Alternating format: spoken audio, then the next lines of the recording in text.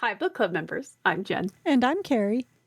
And this is Warhammer 40k Book Club, where we read from a crag. This is episode number 158, and our book is Shadowsword by Oh, Guy Haley. here, this is the closest thing I got to book cover. Yeah, there we go. It tells the long-awaited continuing adventures of Bannock and more tanks, yo. We posted several questions on our website, WH40bookclub.com, and we encourage participation in our conversations via YouTube, our site, or Encrypted Vox channel. Spoiler warning, if you haven't read the book yet, definitely check it out before listening to this episode, as we'll be talking about the book from start to finish in great detail. With that, let's dive in. As always, Carrie, did you like the book? I really did, and I did not see that ending coming.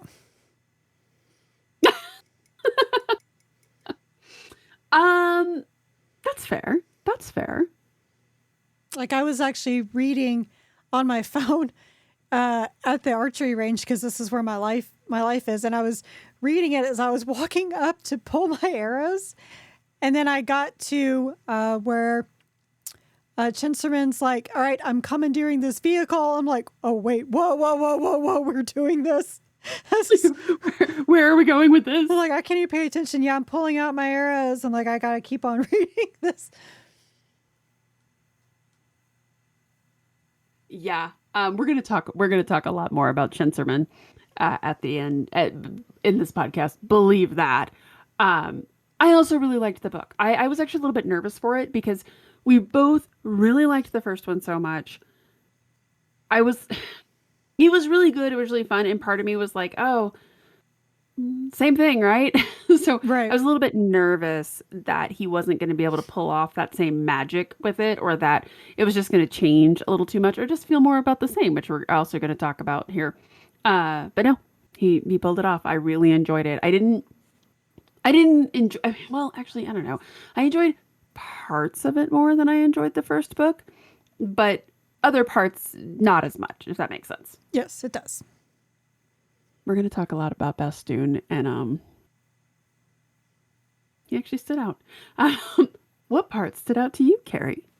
Well, there was a lot that stood out. I have to say, though, when the Emperor's Children, they opened up the gate, what I immediately did was I went back to the first chapter where they had that, where the Black Templars had that vision, talked about the gate of arms and legs. I'm like, I'm not sleeping tonight. This is going to be haunting my nightmares. But, When I they was like, described the gate, I was like, that's within the idiom. yeah, right. Just honestly, like, I was like on board with that first chapter when the governor's like, no, we're not doing this. And by the way, we're killing all of you now. And they're like, wait, what? Like, well, now you've done it. You can't just kill a bunch of people here in the Imperium and expect everything to be hunky dory. They don't let things go quietly. No, they don't. Like, I did highlight like some quotes I really liked. Oh, really? We're gonna take a while to wake up. Yes. Of course. Probably the funniest thing, I think it was when Bannock was going to have to man Lux Imperator, and he went to go talk to Starson, and he's like, I'm very excited that we're going to be working together again. And he says, may we together smite the enemies of mankind, preferably at maximum range, where the weapons of this medium weight tracked engine are best able to inflict damage without repercussion to continued functionality. Like, you know what, dude? That's what we all want. At maximum range with the best amount of damage that doesn't hinder us. It's like, this is what we always look for. The Venn diagram. Right? Yeah. I along those lines, I really liked where I really liked that this book really went into some of like the details and minutia of like the operation of it. I'm trying to see where I'm also looking at my digital copy here, where I had highlighted, but there was a line like where he really went into it. Again, it reminded me a little bit, like this is one of the things I always like from Chris Raitt, is that he goes into just like, oh, by the way, this is how just give you a little vision about how the Imperium actually works. Um, but he was talking about like how long it takes for the volcano cannon Oh to yeah. load, right? 2 minutes of waiting for that, and just all of the engineering that goes into this thing to make this giant office building on its side operate. I actually thought that was fascinating. Those were some of my favorite details about it because, and I think we said this with Baneblade as well. The Baneblade is so large, it's really hard to wrap your mind around how this thing works, right? Hmm. In a lot of ways, it kind of reminds me of like the space shuttle in that wrapping your mind around just how many moving pieces and everything, right? Loved all of that detail. I thought that was absolutely great. I Yeah. know that I highlighted something about it and now I can't find it. Oh God, I hate that. Oh, I did also like when they used the melt-a-gun to heat. I think was it tea that they were heating with them. Yes. They're like, what are you doing? One wrong thing could kill us all. Well, I better not do it wrong, right? I mean, I guess. It served as a nice moment of levity, but it also just reminds you about because we always talk about like, oh, life in the Imperium is Hmm. brutal. Mm, like just to give you an idea of how brutal it is, like that occurred to somebody. Somebody was like, "Ah, you know what would heat this up? Eltagon." I mean, they're not wrong. They're not wrong, um, but I did. I liked that. I thought it was a nice little color moment for it. I also really enjoyed the, I guess the bar scene early on with the Paragonians when the Atraxians were Yeah. like, for whatever reason, like, give us this guy because we're mad. It was just like so weird. And just in the fact that, little golf was just like, oh, okay, come at me, bro, and took care of everybody on his own. And then Was he's this like, I'll take the punishment because I can handle it. That was amazing. And then when the Atraxians got their punishment and how they cried the entire time, it's like, yeah, okay. I'll be starting shit and won't be no shit. Right? Um, was this a good continuation of Bannock's story? Yes, I did get a little worried when his cousin showed up. I was like, oh my God, are we going to sit here and just rehash like everything wrong he did back in his former life? Because I'm over that. Like, I realize that, yes, he's got all that trauma and everything. Of course, it's not going to totally go away, but let's not bring in this other facet to rehash. So, but I was very glad that that got nipped in the bud quickly. And, Yes. it was like, well, now we're here now. So this is what we're going to do. And they're able to move on. Yes, agree with that. Also, Bannock, and we see this a lot in a lot of the Warhammer 40k stories, but Bannock is just a really competent leader, and he's a good Baneblade commander, and I like that we got to see him deal with his trauma in the last book, do something successful, and then he just gets shuffled off into the next battle, right? It is just he's like a battery. All of the soldiers in the Imperium are just batteries, right? We just run them until they die and then get rid of them because they die. Um, but I thought this was a really nice way of showing, and I also had that same fear when his cousin showed up. I was like, oh God, are we going to have to kill Page Space by rehashing his trauma? No, Mm-hmm. not really. He's just, here he is. He ran into somebody that he knew. It felt,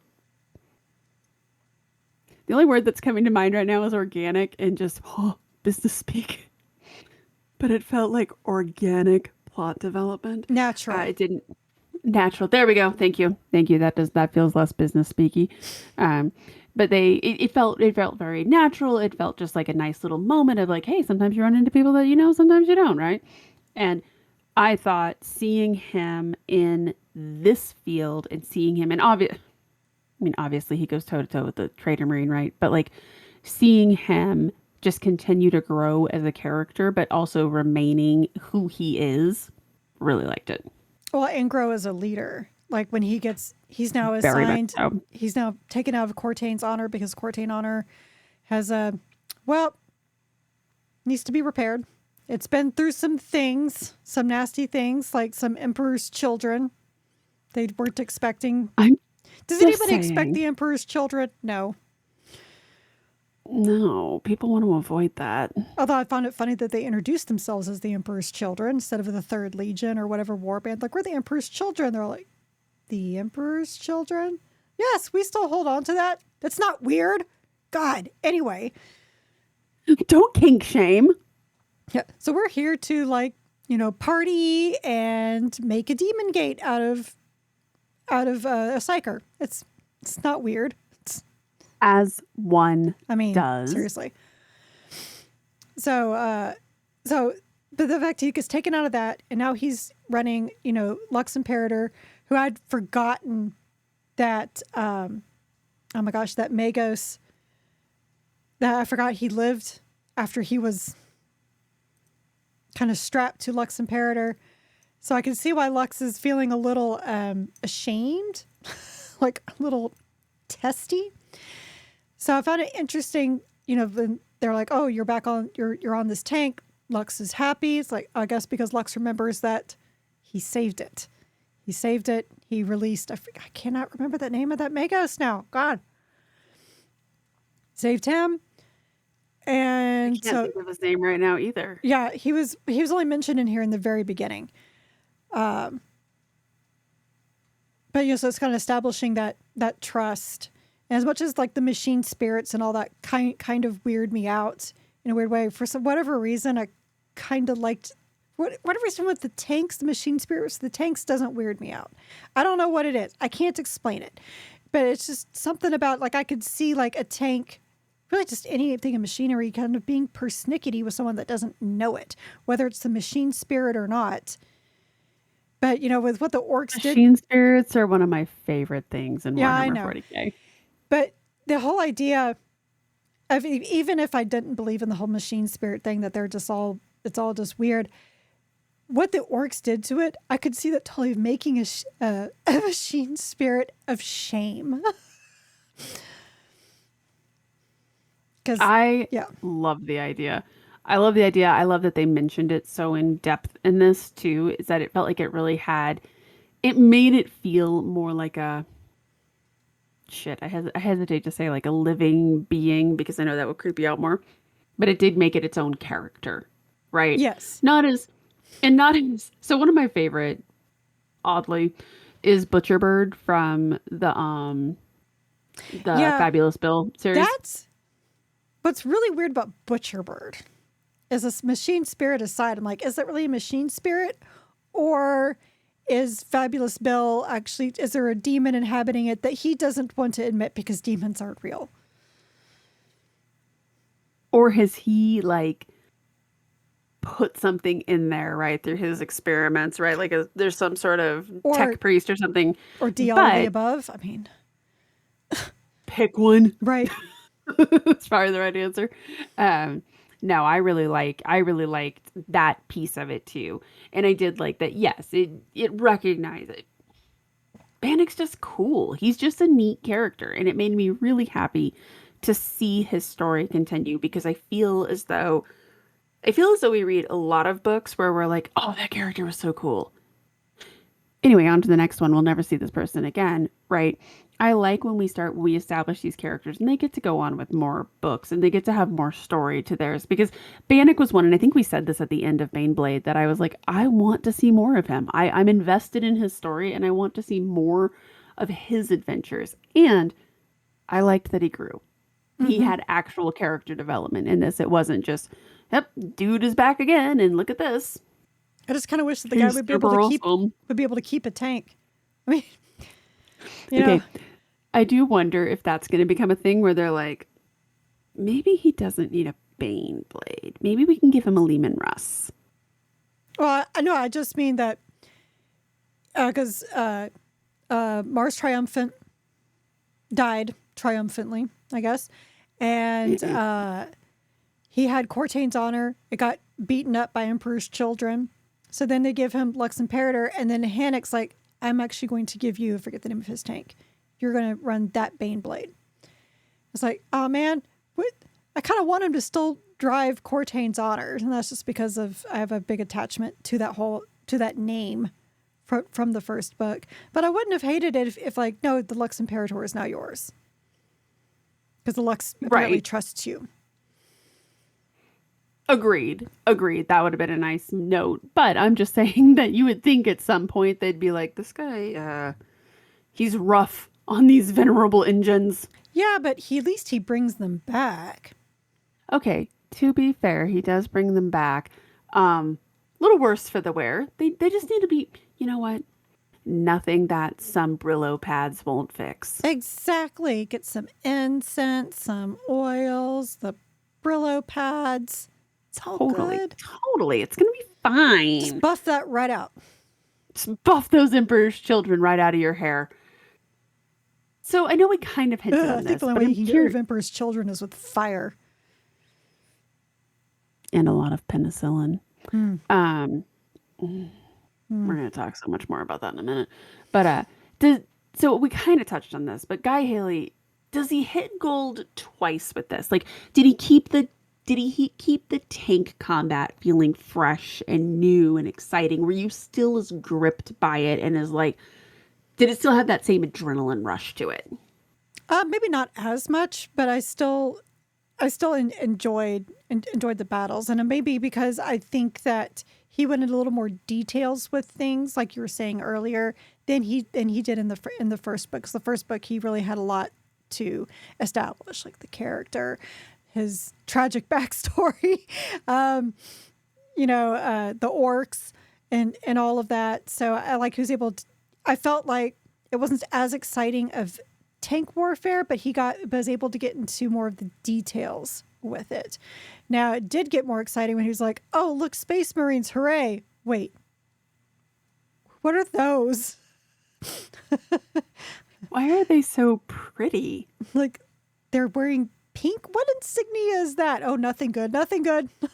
Nothing good, nothing good. It hurts my eyes. Um, I would agree with that. It was still good. It was still riveting. I really enjoyed it, but it my comparison to it was that if you saw the first John Wick movie, like when you first see it, you're like, wow, this is so refreshing and this is so crazy. And the action is like, it's so cool that he worked with all these stunt people so that it's like really, really good action in that movie. And then you go and you see the second one and you're like, this is still good. But it doesn't have the novelty factor that that Mm, first one did. And quite frankly, the more that John Wick builds, like its set pieces and action pieces are still excellent, but the more that it builds on its world, just the more it goes into like the oh my god. But I that was kind of the comparison that I kept making in my mind where I was like, this is still good, it's still enjoyable, I'm right. really liking it. Anytime Titans are involved, I'm immediately more invested in it, right? And I loved all those little details. But you're absolutely right. It wasn't quite as like, ooh, this is rushing and exciting. I will say, because it's been a spell since we've had a Guy Haley book or a Guy Haley book that was That's not more hasn't been a action. spell. We did have the last Dawn of Fire book. I said what I said. Um, That's true. You did not stutter. I did not stutter. It's been a spell. Um, I forget just how good he is at writing action, especially when he's feeling it, right? The Dawn Yeah. of Fire books can't I even. mean, much as I do like me some Guy Haley, I've been really enjoying these older Guy Haley books. And like, yes, this is the stuff that I love. You're so good at writing these action. You're so good at writing these really intricate stories that are going on in the background. I feel like when he got super prolific, he lost a lot of that. Here's my theory on that, and I'm curious your thoughts on this. I think it's because in these early books, these aren't lore changing. These aren't major like ground things, right? He's just writing a book, like a fun book for fun, and he's having fun with it. Um, I think maybe he got a little too shackled with the lore changing books, right? Like Dawn of Fire, he's basically setting up that entire Indomitus crusade, and then he has to come in and finish it all, right? Even though what The he did fabulous, with Dark Imperium was just fine. yes, Love that trilogy. Absolutely love it. It was fine. We didn't need to detail the 10 years. We didn't need to make it, oh, it's not 100 years now, it's 12, and then detail everything in the but 12 years. agreed. But the first two books of Dark Imperium are way better than the third book. And the third book Yes. is where they clearly had to rein him in and put a lot of stipulations on him, right? Right. So part of me wonders if maybe when he's just kind of allowed to write something that's fun or that's enjoyable or just kind of he's just given like very vague instructions, like with the first Dark Imperium books. I point to that Belisarius Call book that I love so much, right? The Great Work. And then I point to the book where Call and Fabulous Bill meet up. That's less fun. Um, Maybe it's just that he's not feeling it. I don't know. But I Well, think where he still kind of can stretch his wings and just be like, so then the Emperor's children show up. so we can also take his other trilogy. Look at Dante. Fantastic book, because that was not lore changing. That was telling the story of Dante, how he came to be where he is now. And then compare it to Devastation of Baal, which we said was an absolute slog to get through. My daughter's friend he's just starting to get into Warhammer, and he read Devastation of Baal and he was like, that was one of the best books I've ever read. And it was like, oh Oh, my God, pumpkin. you sweet summer child. I love that for you. Um, what? That haunts my dreams. Every time I see him, I'm always like, but yeah, you know what? You could be right. You absolutely could be right. When he's not given a lot of context, it's just, go do this thing. Okay, I can go do this thing, right? And I feel like these books in particular, the books where he's just, hey, would you go write a book about Baneblades? He can Honestly, really spread out. what that first book came, because this was pre-Rift, so this is when it was the wild wild west out there. I bet he just submitted a Hmm. proposal. Hey, I want to write about a Baneblade driver. Awesome. Go to it. Right. Oh, I'm sure. I have no doubt. Or, hey, do you want to write a book about Baneblades? Absolutely. We're about to make new Baneblade models, so Right. want to write a book? Sure. Can I have Titans and Emperor's children in it? Yeah, sure. Just make sure that Do whatever you want to do, you guy. mention some of the other tank types as well, like the Raptors and the Salamanders and the Shadowswords. Like, just make sure that we get the whole catalog in, the whole catalog. The whole catalog. We're trying to sell models here, guy. Yeah, I would agree. This one felt, and I would say that there's some sections of this book where you could just tell he was enjoying himself. He was enjoying Yep. writing it. And quite frankly, I really enjoyed that. I think all the scenes with the royal family, I think he really enjoyed writing those. Because honestly, when those happened, I was like, "Ooh, what are these people messing up now? I can't wait to read this." Isn't that the question that we come with like every book? It's like, oh, there's a royal family, or there's like a governor, or there's somebody. What are they doing wrong? How are they How fucking have they this up messed this today? up? Exactly. Why is this low key their fault? I mean, they're just tapping into their inner Magnus. To be fair, yeah. You know what? I had a question in here to talk about that, and I think I deleted it on accident. So let's just bridge into that. I don't remember how I worded this question now too, but so what lessons did they learn? First of all, let's not listen to dreams. In the Warhammer 40k universe, no dream. No, absolutely not. It is not. None of them are to be trusted. Just literally none of them.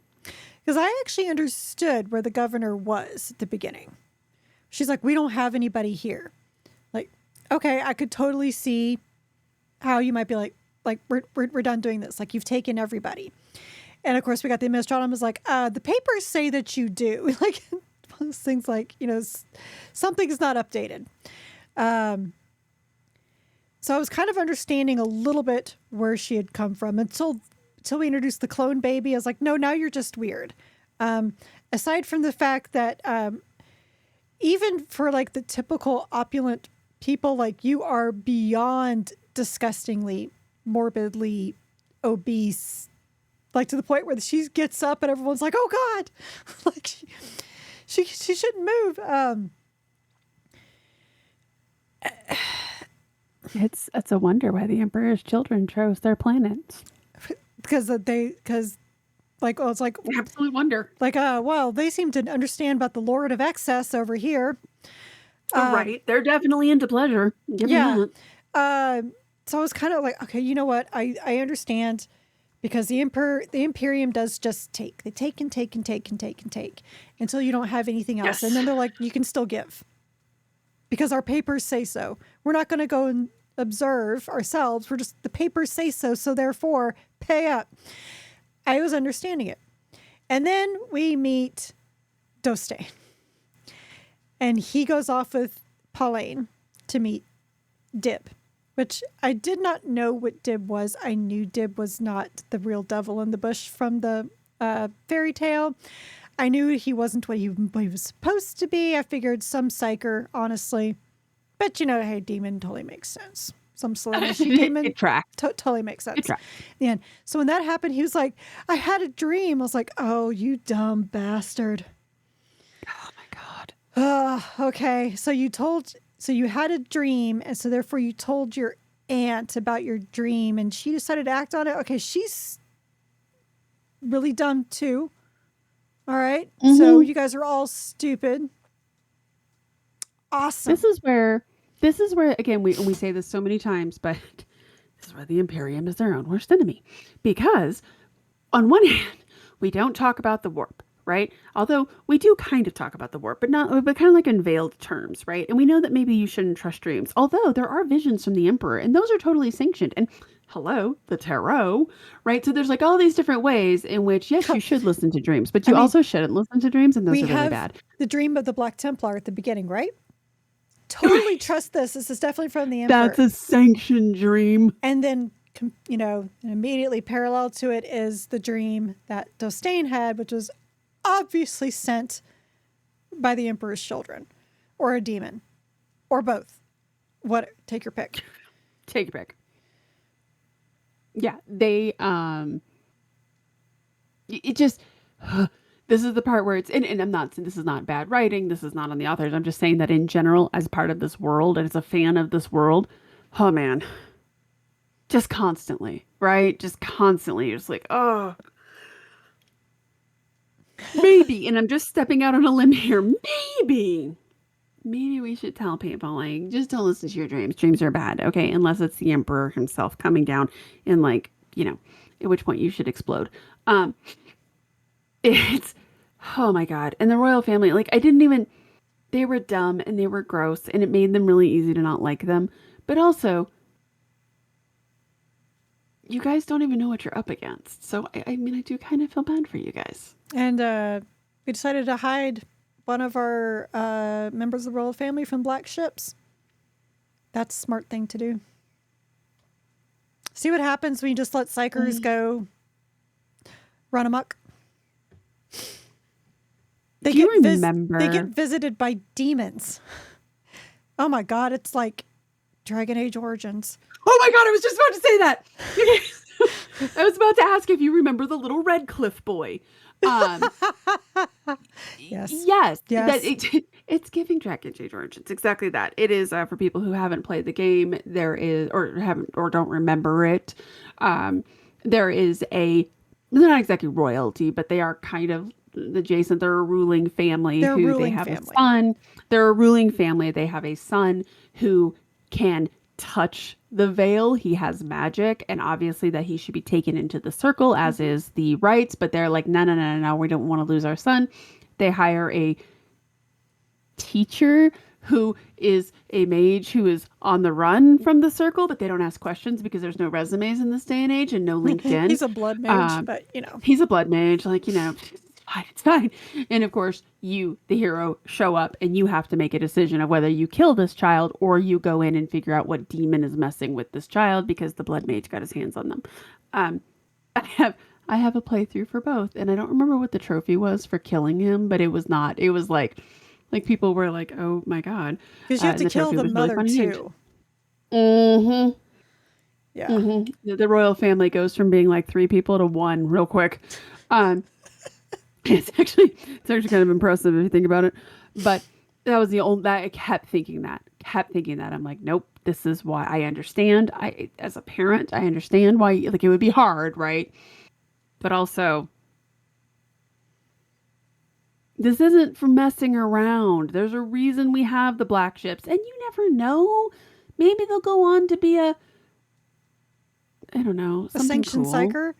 Yeah, well no, like maybe I don't know, maybe one of the Ordos will find them. I don't know. But I mean, that There's is always a true. That is true. I mean, I think the life of an inquisitor or an interrogator would be infinitely better than, just because they have the touch doesn't mean that they're automatically going to be food for the emperor. right, right.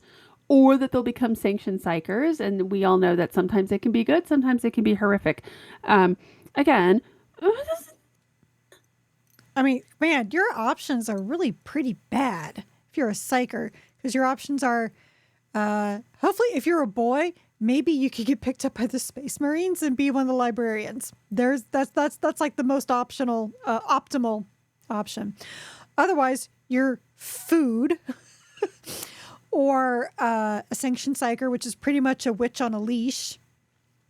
Or well, and the sanctioned psyker that always lives rent free in my head, and of course I can never remember his name, but it's from the Gaunt's Ghost series. He was one of my favorite characters. I was absolutely devastated when Hark turned him over to the Black Ships. But when he reunites with him, people will know exactly who I'm talking about. When he reunites with him on one of the Black Ships, they've gouged out his eyes and cut off his ears, and I think they cut his hands off too. oh, But it was because he didn't want to be there and he was very feisty. But he has a very, very potent gift he has the ESPN, but it's a little bit more than that. You guys, that one still haunts me. It's one of the most powerful moments in the Gaunt's Ghost series when Hark and him are reunited. But I think about that one a lot. Like, oh, that's the life. Like we've seen the ones who are on the leashes, right? And they have the thing that's like attached to them. But then we've seen those or ones. or if you're smart too, you can potentially become an inquisitor or be an inquisitor retinue somehow. Right. These are your Right. options if you have a touch of the tism. Maybe you shouldn't have taken that Tylenol. That's how we get psychers. Oh Um, God damn it! What if that's true?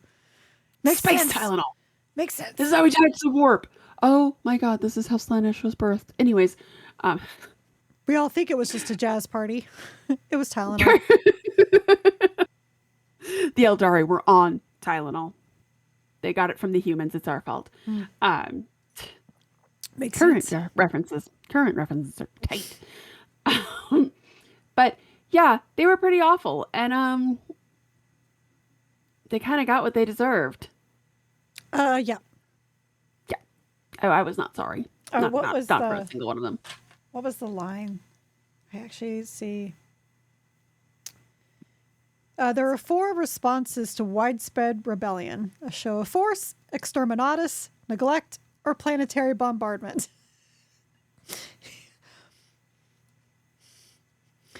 Yeah. Your options Yep. aren't good. No options are good here. Well, and that's the other thing too is that I don't feel sorry for them, but you also are like, oh, you dumb bastards, you didn't know. To be fair, though, I think Chinserman kind of. Anyways, we'll get there in a second. Let's talk about the Titans, yo. Titans. Oh, Um, they weren't really there that long. they Did really weren't, they were honestly. they did their thing. One of them died, and they're like, "Yep, we did good work today," because they took down a Chaos Titan. That's always good. That is always good, but so when I was playing Space Marine 2, every time you rip one of the rubric marines heads off, I was always like every single time I was like those are irreplaceable. Um when they killed the Chaos Titan, that was my first thought too. I was like that is irreplaceable. I understand that it's gone bad and we had to give it the old Yeller treatment, but Yes. those are irreplaceable. I really like Titans.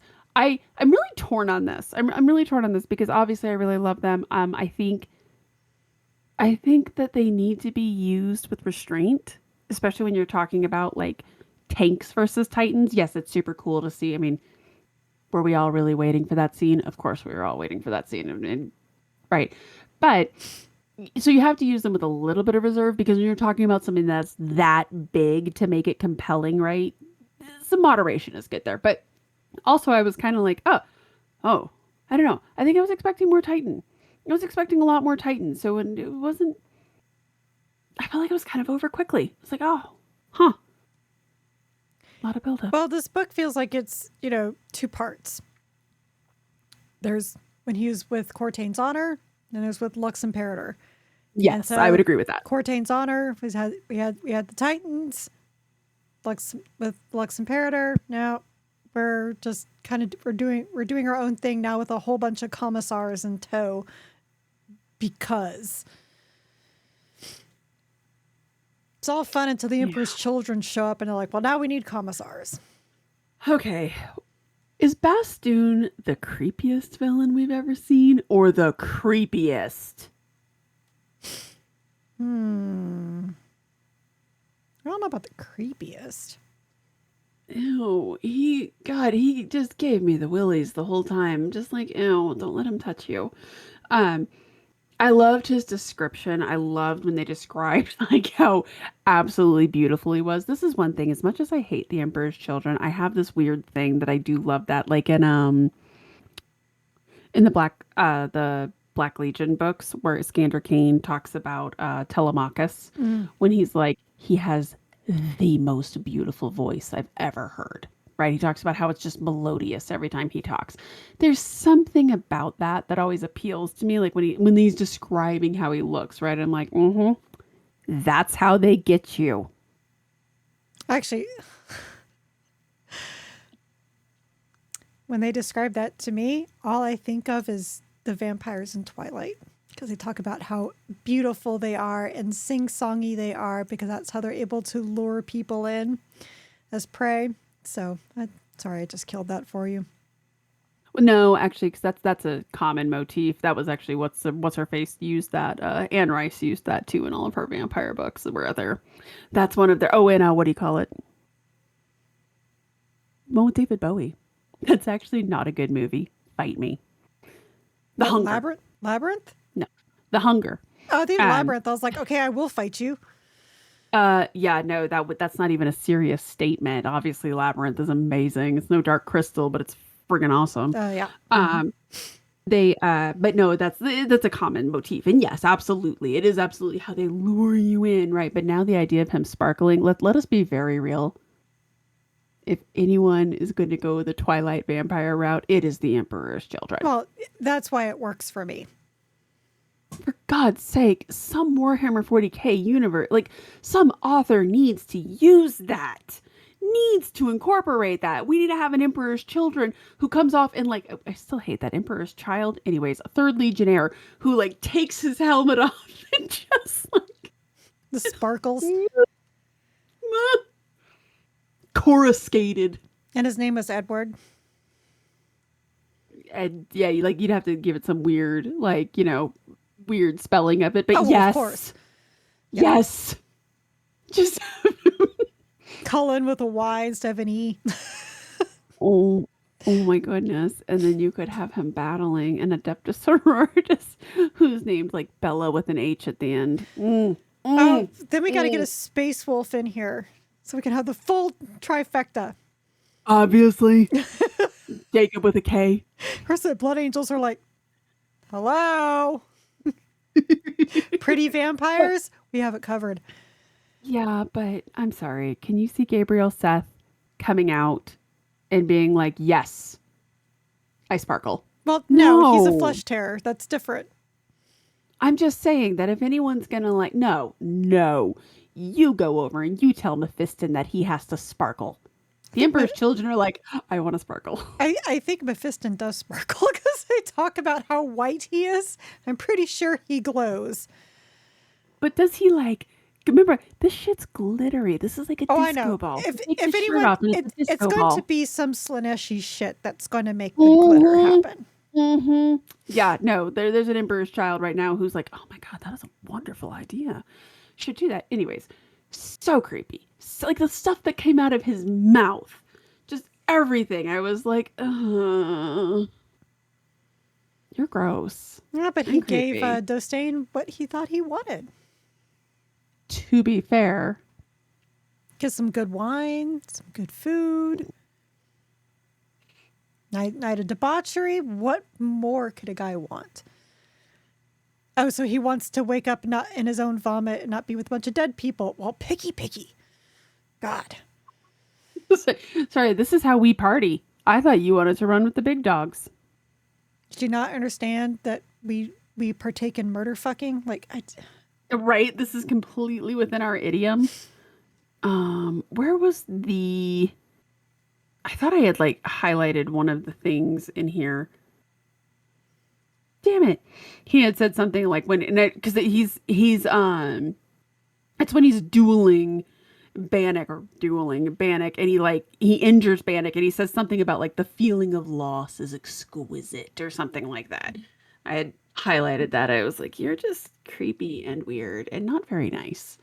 Um, I guess I you will were give mean, Dostane, rude, at and least tacky. Dostane redeemed himself at the very, very end.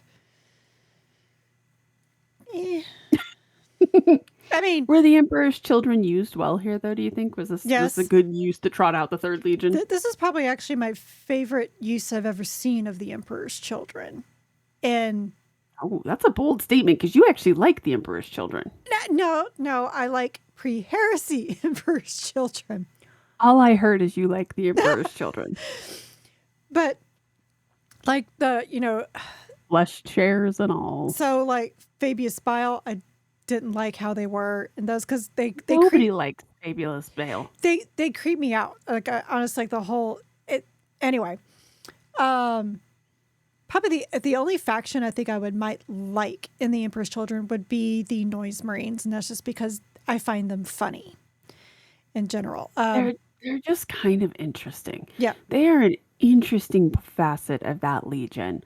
Um, but as for like an yeah. actual threat, this is the first time I can remember seeing them in 40k, not 30k, but 40k actually used well where they're competent.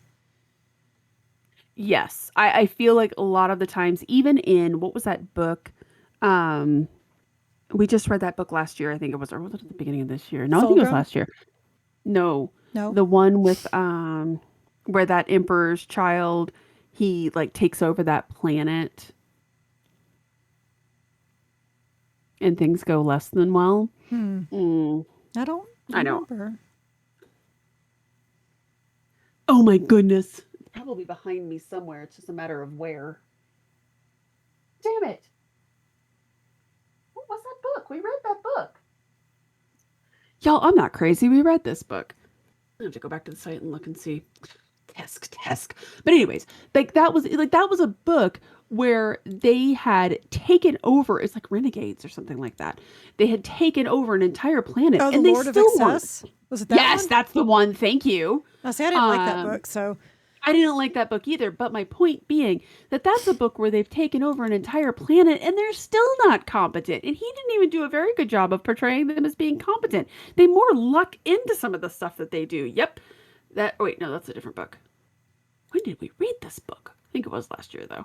Uh, but that's another. Like, I absolutely agree with you. When we talk about this so much, usually they show up and they're kind of like comic relief isn't the right word, but they are kind of a a joke, joke. Yeah. right? Hmm. Because they're not. They're all like maybe they get like a little bit of a victory, but then they immediately start infighting. They immediately fall into excess, and eh, you know, I don't know. Oh my goodness, we read that in April of last year. Yeah, Lord of Excess by Rich McCormick. That's the one. Um, that was the one that I was thinking of. Even that one though, but that's all about the Emperor's Children. I thought this was a really good use of them. I will say that similar to the Titans, obviously we see more of them, and they're a little bit more drawn out than the Titans are. I would say that Guy Haley knew how to use them effectively. Yes. We don't get too much of them. They never outstay their welcome, which is me saying a lot for me because I don't like them or Slaanesh. So that's it's a little bit saying for me. I thought they were used with restraint But I here, think which is that's not why very I Slaaneshy. think that's why they worked so well. I would agree.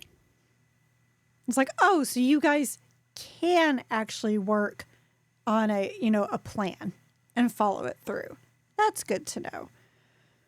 It's nice to know that in small war bands, some of you are functional and some of you remember who you were. Notice Just how they don't have Eidolon, Lucius, or Fabius Bile with them. Just throwing they that out there. they brought none of the named characters. They were Right. like, no, too much baggage. Plot armor, yes, but baggage too. Yep. Smart. Okay, here's my question for you though. Mm. Was Chenserman low key in the right? No, You don't think so? no. I stand honestly with the Space Wolves on this back in was it Ragnar Blackmane? No. Oh, that's no, that's Emperor's Gift, where they go Emperor's and they Gift. massacre those all those. Yeah, yeah, Yes. yeah, yeah, yeah. So well, as soon as Chinserman said that I'm commandeering this tank, I was like, I know exactly what this is. Like, Oh yeah. And the Inquisition would 100% do something if Oh they yes. found out any of them. So I did love at the end when the Black Templar was like, I'll let them know you guys didn't see anything. You guys were in the back.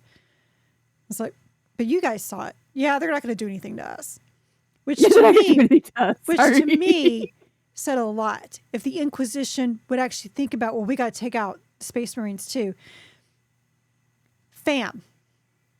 That's where you're officially like too big or you don't really know what you're doing. If you're thinking that only you can know about demons and the traitor Marines, like there's going to be more problems than you can solve. Well, That's like, that's always been the thing about the Inquisition, well, though. I mean, again, 100%. go But back to the Emperor's Gift. That yeah, guy was ready to fucking wipe out a first founding chapter. first, well, that was because they were standing against them. Because they're Well, like, we got to wipe out but everybody. And they're like, no, they're fine. but that's the level Right. that they're at. So like when like the idea that they would kill a bunch of Black Templars, without question, because only we can know about this. Well, guys, low key, that's how we got into this situation to begin It's, with. which exactly why Chinserman's not right. Chinserman is definitely one of the commissars who is on the dick end of the spectrum. You know, nice contrast with Suliban, I think his name was. You know, with Jonas. Mhm. You know, because when Jonas punches him, he's like, "Why should I not shoot you in the head right now?" Like, face, like, let me talk. Which is exactly in a way what Caiaphas Cain would do. Talk to me. Why did you do this? Oh, yeah, okay. Don't do it again. You need to leave. You know, where Chinserman was totally on the end of like, I'm just out here to shoot heretics today. He was definitely a letter of the law, not I mean, the spirit fact of that the law. I loved it when Megan ripped him a new one over. You didn't read the material. I was like, when was I supposed to? On your leave? I've had 2 hours leave. It's like, well, you still, everyone has to do this. You have to be more responsible. It's like, seriously, you just got here. Yeah. So I I didn't expect, honestly, the chem dog to murder. I was like, honestly, I thought this was how Guy Haley was going to get rid of Bannock. I kind of felt that that's the way we were going to. I was like, okay, here you go. Either the commissar is just going to kill them all, and it's going to be one of those just nice little fitting ends, right? Just you did all of these things across 2 books, and you've been incredible, and you get shot by a commissar because at the end of the day, you saw too much. Or I thought, okay, Bannock's going to take out this commissar, and then he's going to have to pay the price for it. The Kim dog coming in and he doesn't just kill Chinserman. That's it was a little brutal. He was working out some issues on Chinserman, and it couldn't have happened to a nicer person. But um, did not see that coming. I liked it, but I Yeah. didn't see it coming. And I liked his talk. He's like, nobody pays any attention to us. So when we survive things, we go and tell others. And so, because we're the only people who will talk to us. It's like, well, that, it 100% makes sense. What killed me was Bannock having to kill Epireliant. I thought he was going to have to kill That was Megan as well.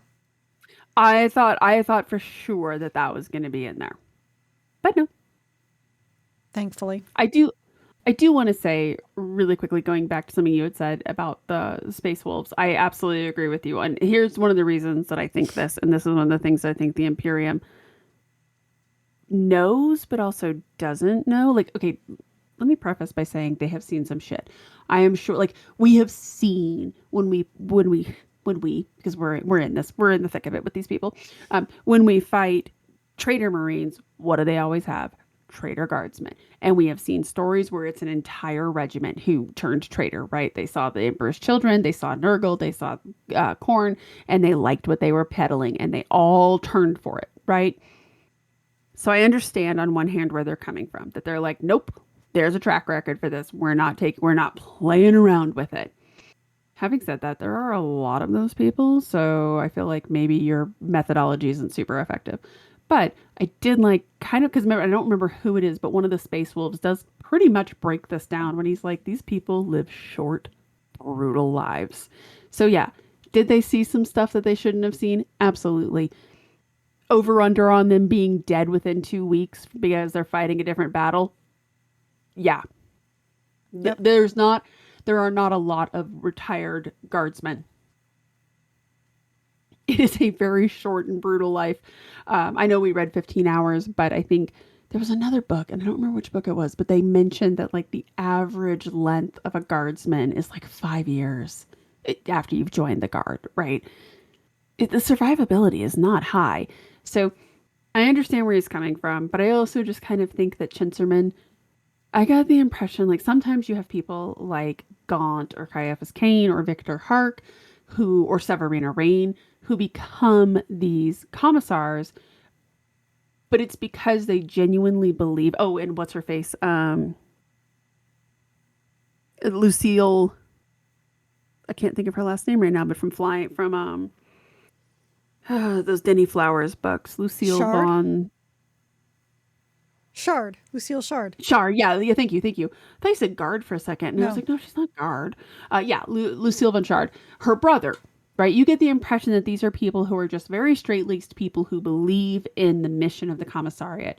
But then we see the other ones where it's like, I was probably not a very nice person to begin with, and this looked like a really good opportunity for me. Right. I I really enjoy the power that I have over people. Beast in the trenches, anybody? But I got the impression that Chinserman was probably one of those. He's like, oh, yeah, no, letter of the law. And also, I just kind of dig this. I'm just kind of into this thing. I don't really think too much about it. The crazy thing Come is on, to me is the fam. fact that when they were asking him questions and he was like, I'm going to tell you everything about them. And now and then now that we fought them all, cool, I'm going to have to kill you now, even though you shared the information. Right. It feels a little like entrapment, but good luck finding an attorney to argue that for you. Shit, are there attorneys in 40K? I don't think there are. I think there's just I don't executioners. know. I think there's I just think there is, executioners. honestly. I don't know. I don't know. Maybe there are probably for the aristocrats. Oh, They okay. probably Well, have barristers or whatever they call them over in England. okay. If They, there they are still wear any, I wigs. need a book about them because that'd be hilarious. Can you imagine? That would be There are so many, like, I feel like somebody could write a book of just short stories that are like, oh, by the way, here's how the Imperium works. Like, here's, again, those Yeah. little tiny cogs in the big cog, the big machine here. I think that'd be great. But yes, I, focusing. Remember Um, the crime series? We could have had a attorney in one of those. we absolutely could have had an attorney who's dealing, there has to be one with the Arbites, right? Do you remember the crime series? Because Warhammer 40K, the Black Library definitely does not. Same with also the horror series. I miss both. I miss both a lot. I think the last horror novel that we got from them might have been that Castle one that wasn't very good. Oh, okay. I think that Yeah, was yeah, it. yeah. Speaking of that, when was the last time we had a David Annandale book? Anyways, hmm Mm-hmm. moving on with our lives. Uh, focusing. Trying to. Yes, I did not see that end coming, and his was not one of the deaths I was sad about No, at but all. I was sad about Eperalian. I was sad about Verskagen. Yeah, yeah, Mainly because of Golf's reaction to it. that that definitely made it a little sadder. But, I was I not mean, sad when any of the royal family died. oh no, no, not really. Yeah, I mean, I was Eperalian really, really upset me. But at least Megan didn't go. I was like, oh my god, if he has to shoot Megan too. I loved Star Sand's response to this. He's like, well, it benefits me. So if you guys are going to keep quiet, then I'll definitely keep quiet. It's like, yeah, The duality of man, especially within the guard, right? yep. No, I really liked this book. I don't love going into the Wayback Machine because I always feel like we're like, I do love that we get good suggestions from our fans and our listeners. I Hmm. love that. Um, but this one was another one that, you know, it's crazy though. Like some of my favorite books this year have been Wayback Machine books. Yeah, honestly, 15 Hours is one of my top books this year, hands down. Gotta love that book. I love It's that. just I a good loved book. Baneblade. I don't want to admit the other one I liked, but yeah, I will Firecast. I know. I know that one's still my top. Um, You know, this has been like, so I think, I don't know if everybody knows this, but I go and see a movie every week with my friend because we have the AMC A list. And it's really like, this has been a year of just surprises. Like some of the movies that I thought were going to be amazing, I ended up not liking at all. And other movies where I was like, I don't know about this. It was actually, they were actually excellent. And some of my favorites of this year. Same with the books. yep, it's Firecast. true. Oh, yeah, no. And this one, Baneblade, I liked a little bit more, But but yes, I reacted more to scenes in this book. And really, when I was talking about like how there were certain things that I liked better, the Emperor's Children, oddly enough, were one of the things that I liked better about this book. yeah, That's a weird one for me. yeah. It I'm just sad that we're not going to get another Bannock book. yes. Well, because one, this was pre Rift, and that when I because they mentioned in this book who the Lord Solar was at the time, I was like, oh, this is old. Bannock's dead. Bannock is probably most likely dead. Um Even if he lived to retirement, he's dead. Here's the thing, he did live to retirement, okay? He did. He's back on Oh, his world, drinking the nicest glees. yep. I will be brooking no arguments on that Hmm. one. He absolutely got to live to retirement. And I'm very excited about that. But this was a nice, I was really surprised by this one. But now we have like nothing but new books till the end of the year, which is very, very exciting, but also a little overwhelming because Like, again, when it rains, it pours. well, there's nothing. It's feast or famine, literal feast or famine with these people. Yeah, exactly. It's just like nothing. And then all of a sudden they're like, have like a new book every single week. But one of those books coming out is a new Krieg book, which is very exciting. I have no words for the noise that came out of my mouth when I saw that a Krieg book was releasing on Saturday. Um, but before that, we're going to delve into a book that has a cover that looks like a blacklight poster you would have bought at Spencer's. Spencer's gifts. Yeah. I swear to God, it like somebody's a Slipknot fan. Look at that. Or Look at Guar. that font. Yeah, or Guar. To be fair, the Night Lord is very much more in within Guar's idiom. Um, I'm very nervous sighted for this book. The Remnant Blade by Mike Vincent. First off, it's a new author. Second off, it's my Night Lords. But also, it's a new author and it's my Night Lords. Lots of emotions. Complicated series of emotions, but I think we can all agree that, or both agree that we are happy to be reading this book over the other book that's sitting over there. You know, Yep. the other one. The other one. Z, plural. Yeah. Again, watch one of those other ones is going to end up being our favorite books this year. We're going to be like, oh my God.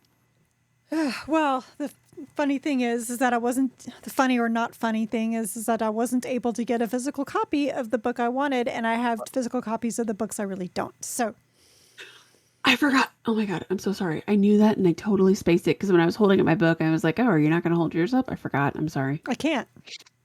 I know. I'm sorry. I still need to download the ebook. I mean, last comment on it, the commitment to neon pink. Yeah, I do like that. That's very, very pretty. I do like it. And on one hand, I'm gonna make fun of this font. I'm gonna make fun of it at least 3 times in the podcast. I'm warning everybody about that right now. But it is a really nice touch because of the lightning that goes across their armor. Like it is 100% like On one hand, it's 10 out of 10, but on the other hand, I am pretty sure that if I put this book under a black light, I mean, it could be an album cover. Do you